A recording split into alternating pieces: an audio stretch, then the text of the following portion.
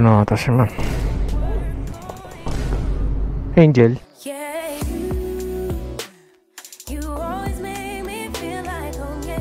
Nice.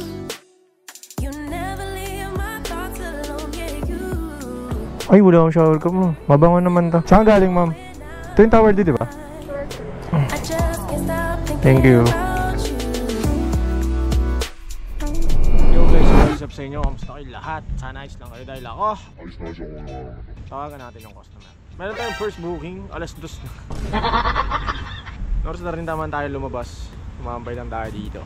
Nice. Ito, may booking tayo. Parinig natin. Mukhang Korean to. Ay, yun na ba? Mukhang Korean kasi won apelido. Yun na ba? Kaya mo na, puntahan na lang natin. So, ngayong gabi ang napili natin is itong Midnight. Okay? Midnight. Yeah, boy. Pala natin pa. Para papansin.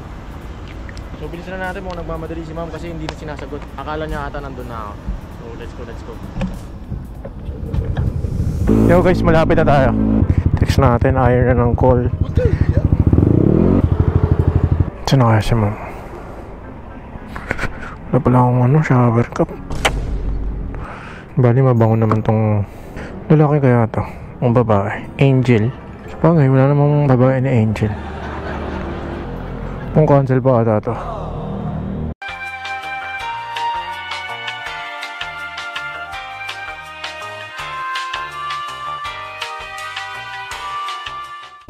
Tower D, punta na nga dyan, pababa na.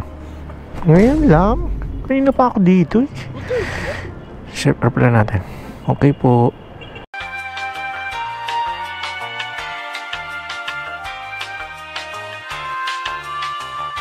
Ito na ata si ma'am. Angel. Ay, wala akong shower cup mo. Mabango naman to. Nice. Tagal ha. Saan galing ma'am? Ito yung tower D, di ba? Dapat doon na lang para di ko na naglakad. Kaya mo ma'am? Okay na po. Kala ko nga ma'am kakancel mo na eh. Nangyayari pa naman yan kahit pag nandun na tas kakancel.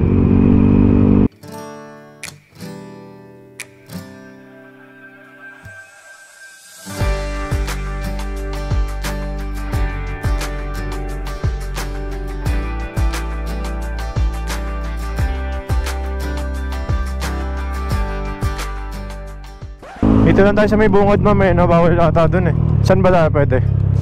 Pwede isang pa dyan?